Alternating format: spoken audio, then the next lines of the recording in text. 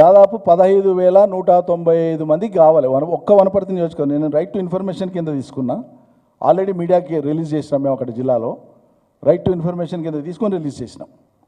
అన్నీ ఉన్నాయి, ప్రతిదీ ఉంది నా దగ్గర. ఇది ఉంది అది లేదు. నేనేమనుకుంటున్నా అంటే మలవారం ఆయనకి ఎప్పుడు టైం ఉంటుందో తెలియదు, ఢిల్లీ పోయి ఇది లేకుండా ఉండి ఇక్కడ హైదరాబాద్లో ఉన్నప్పుడు చూసి ఒకసారి ఆయనకు, జిల్లా మంత్రికి, ఆ ప్లానింగ్ బోర్డు వైస్ చైర్మన్కి 3 సెట్లు చేసి ఇవన్నీ పంపిస్తాం.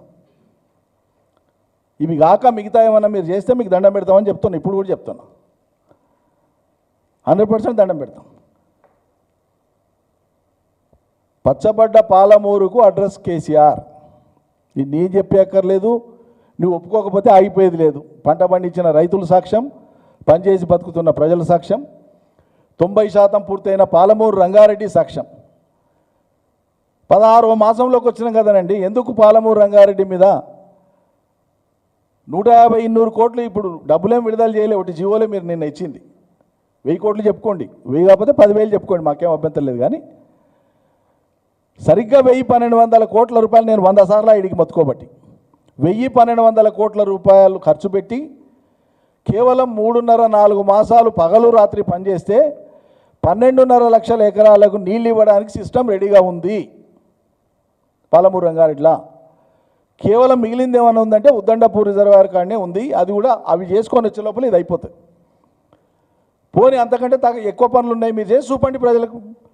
పనికి ఆధారం ఏంటండి? ఎంబీ రికార్డ్ అవుతుంది, పేమెంట్ ఉంటుంది కదా. మీరు ఎంత క్వాంటిటీ వర్క్ చేసినారు, ఎంత పేమెంట్ ఇచ్చిన రికార్డు ఉంటుంది కదా. కేసీఆర్ ఇంత చేయలే, నేనే ఇంత చేసినా చెప్పు. రేపు పొద్దున నీళ్ళు ఇచ్చినాడు, నేనే ఎక్కువ చేసినా చూపి. మేము వద్దాను, నీళ్ళు రాని మొదలు ప్రజలకు. ఎవరెంత వర్క్ చేసింది రికార్డు ఉంటుంది కదా. అబద్ధం చెప్పడానికే లేదు కదా. టనల్ ఎంత ఇష్టము, ఎంత పొడుగనే దాంట్లో అబద్ధం చెప్పేది ఉంటుందా? మీరు చెప్పినా మేము చెప్పినా నడుస్తుందా? అది ఉన్నది లేకుండా పోతుందా? అది చేయొచ్చు కదా.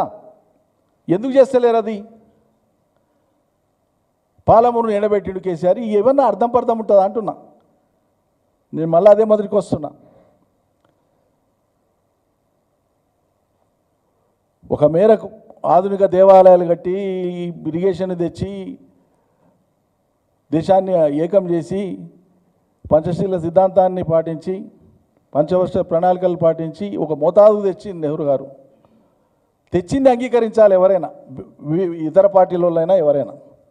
అది ఏం జరగలే. ఇప్పుడు మేమే మొదలుపెట్టినామని ఇవాళ పార్టీ ఎవరో ఎంపీ ఆమె సినిమా నటి, ఆమె దేశానికి స్వతంత్రమే 2014లో వచ్చిందని చెప్పింది ఆమె. ఇక అట్లా మాట్లాడే ఆమెకు ఇక్కడ మాట్లాడే కాంగ్రెస్ వాళ్ళకి ఏం తేడా లేదు. అది నేను చెప్పదలుచుకున్న అంశం. మీ నిబద్ధతను చాటుకోవాలి.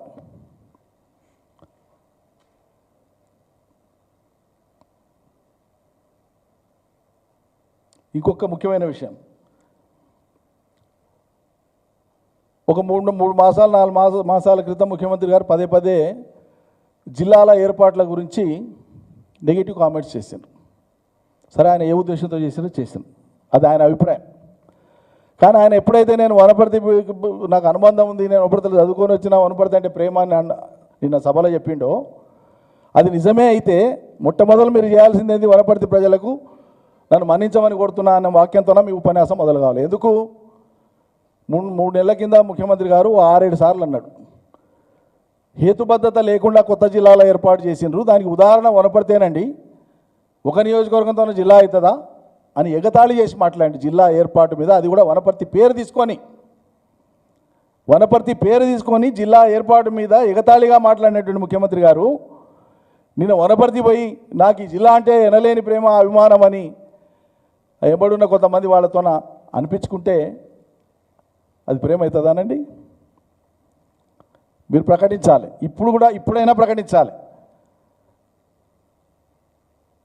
నేను ఏ ఉద్దేశంతో ఉన్నా ఇప్పుడు నాకు ఆ ఉద్దేశం లేదు. అవి ఎట్లా కొనసాగక తీసేస్తే ఊకునేటోడు ఎవరు లేడు. కానీ నీ వ్యాఖ్యలు, ఆ వ్యాఖ్య చేసినందుకు ఇప్పుడు కనీసం చింతిస్తున్నా అని చెప్పాలి ముఖ్యమంత్రి స్థాయిలో. నేను క్షమాపణ లాంటి భారీ మాట ఏం అడగను. అంటే ఎంత జిమ్మెదారీ లేకుండా ఎట్లా నోటికి వస్తే అట్లా మాట్లాడి, ఇవాళ మనం ఒక మాట మాట్లాడుతున్నామంటే రేపు భవిష్యత్తులో దీని పర్యవసానం ఎట్లుంటుందో అని ఊహ కూడా లేకుండా తోసింది మాట్లాడేసి ఇరుక్కపోవడం ఎందుకండి? నాకు అర్థం కాదు.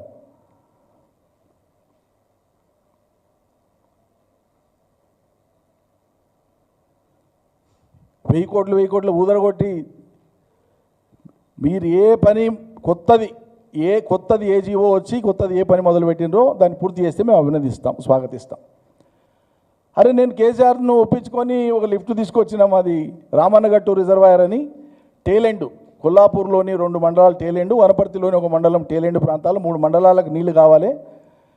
ఒక రిజర్వాయర్ కడితే తప్ప మండలాల ప్రజలకు రావు, ఆ పానగల్, కోడేరు, వనపర్తి మండలాల చివరి భూములకు రావు అని చెప్పి తిప్పలబడి హర్ష నా ప్రాణందినుడు, నేను పోయి కేసీఆర్ గారి ప్రాణందినుడు చేసి దానికి 50 కోట్లతోనే మంజూరు తెచ్చినాం. జీవో వచ్చింది, రామన్నగట్టు రిజర్వాయర్ జీవో ఉంది. హర్ష పోయి శంకుస్థాపన కూడా చేసిండు. ఇక నాకు వీలైతే లేదు, నువ్వే చేయి ఎమ్మెల్యే ఎవరైతే ఉందని. ఇక దానికి ఇప్పుడు ముఖ్యమంత్రి మళ్ళీ కొత్త జీవో ఇష్యూ చేసిండు.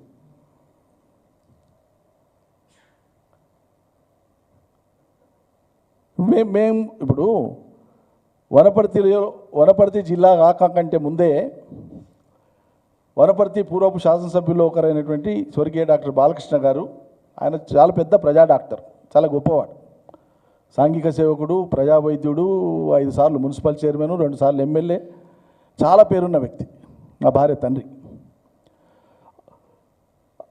ఆయన తర్వాత చిన్నారెడ్డి గారు అయినారు, మళ్ళీ చిన్నారెడ్డి గారి తర్వాత చంద్రశేఖర్ రెడ్డి గారు అయినారు ఎమ్మెల్యేగా.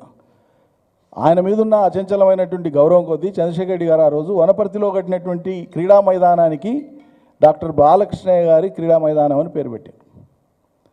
అదేవిధంగా వనపర్తి నడిబొడ్డులో ఆయన ఎక్కడైతే తన ఒక దవాఖానా పెట్టుకొని ప్రజలకు ఉచిత సేవ చేసిండ్రో దానికి కొన్ని 100 అడుగుల దూరంలో ఆయన విగ్రహాన్ని ఏర్పాటు చేయించిండు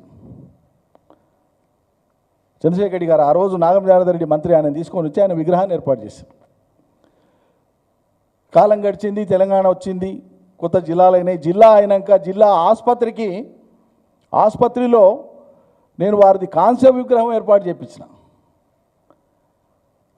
ఇప్పుడు జిల్లా తెచ్చింది మేము, తెలంగాణ తెచ్చుకున్న వాళ్ళం మేము, జిల్లా చేసుకున్న వాళ్ళం మేము, జిల్లా ఆసుపత్రి తెచ్చింది మేము, ఆసుపత్రిలో ఆయన కాంస్య విగ్రహం పెట్టింది మేము. అంతకంటే ముందు చంద్రశేఖర్ రెడ్డి గారు పెట్టించిండ్రు. ఆయన పుట్టుకతో కాంగ్రెస్ వ్యతిరేకి, ఆయన జీవితకాలం కాంగ్రెస్ వ్యతిరేకి. ఇప్పుడు వీళ్ళ కాంగ్రెస్ వాళ్ళ పాత్ర ఏముందండి దీంట్లో? దానికి ఎమ్మెల్యే వీళ్ళ పేర్లు పెట్టాలని అడగడం, ఆయన ముఖ్యమంత్రి గారు వాళ్ళ పేర్లు పెడుతున్నారని ప్రకటించడం. ఏం సంబరం మీరు? మీకంటే ముందు ఎప్పుడో ఇవన్నీ మేము చేసినాం. అయినా మీరు ఏ కారణాల చేతనైనా మీరు పేరు పెట్టాలనుకున్నందుకు, జిల్లా ఆసుపత్రికి వారి పేరు పెట్టాలనుకున్నందుకు, అదేవిధంగా మరో సంస్థకు జయరాములు గారి పేరు అనుకున్నందుకు కారణాలు ఏమన్నా కానీ మీరు పెట్టాలని ప్రకటించారు కాబట్టి చేతులెత్తి ధన్యవాదాలు అర్పిస్తున్నాను. సంతోషం. ఇట్లా చేయండి ఏమైనా కొత్తవి ఉంటే.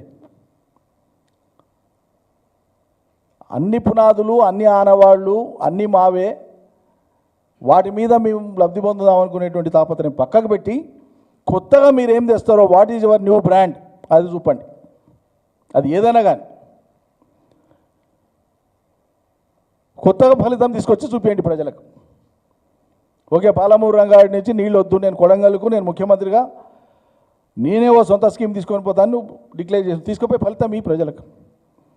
అది వైబుల్ కాదు, టెక్నికల్గా అది మాకు తెలుసు, కానీ ఆ ప్రజలకు మేలు జరిగితే సంతోషపడతాం. నీ బ్రాండ్ అనుకుంటున్నావు, తొందర చేయి, మరి చేసి ఇచ్చేసి. మరి నీళ్ళకంటే తొందర లగచర్లు ఎందుకండి? మేము ఇంత తాపత్రయపడి పనిచేసినటువంటి వాళ్ళం మమ్మల్ని చిన్నపుచ్చి మాట్లాడేటువంటి అవసరం మీకెందుకు? పోనీ మా ఆచరణ అదే? కక్షల కార్పణ్యాలు ఎప్పుడైనా ప్రోత్సహించిన వాళ్ళమా మేము? నరేందర్ రెడ్డిని తీసుకుపోయి జైల్లో పెట్టింది ఎవరండి?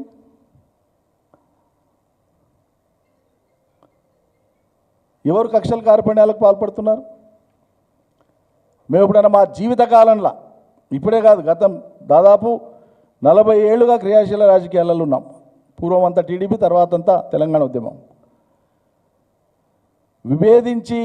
రాజకీయంగా విభేదించి కొన్ని సందర్భాల్లో అపార్థం చేసుకొని మాకు దూరం ఉండి మమ్మల్ని ద్వేషించిన వాళ్ళు, తిట్టిన వాళ్ళని కూడా దరి చేర్చుకొని తెలంగాణ కోసం కలిసి పనిచేసినాం. ప్రభుత్వంలో కూడా కలిసి పనిచేసినాం వాళ్ళని వెంబడి పెట్టుకొని.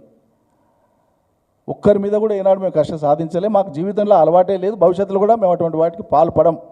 ఎందుకంటే మాకు అవగాహన ఉంది, అంశాల పట్ల అవగాహన ఉంది, ప్రజల పట్ల చిత్తశుద్ధి ఉంది. మాకు వ్యక్తిగత లాభాపేక్ష ఏం లేదు, కీర్తి కిరీటాలు ఏం కోరుకుంటలేము. ఈ తెలంగాణ సమాజం యొక్క అత్యున్నత అభివృద్ధి దశనే మా కాంక్ష. రేపటి భవిష్యత్ తరాలు ఫలానా టైంలో ఈ అభివృద్ధి జరిగింది, ఈ పోరాటం జరిగింది అనేటువంటి ఆ పేజీలలో లిఖించబడితే చాలనుకుంటాను తప్పిస్తే అంతకు మించినటువంటి ఆరాటం మాకేం లేదు. గతంలో పాత్ర లేని వాళ్ళు, పార్టీలు మార్చిన వాళ్ళు, రంగులు మార్చిన వాళ్ళు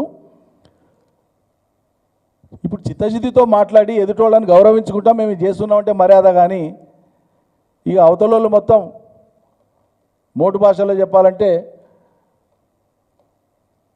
లక్ష్మి ఫలానా, సాయి మాత్రమే సంసారం అని చెప్పుకున్నట్లు ఉంటుంది.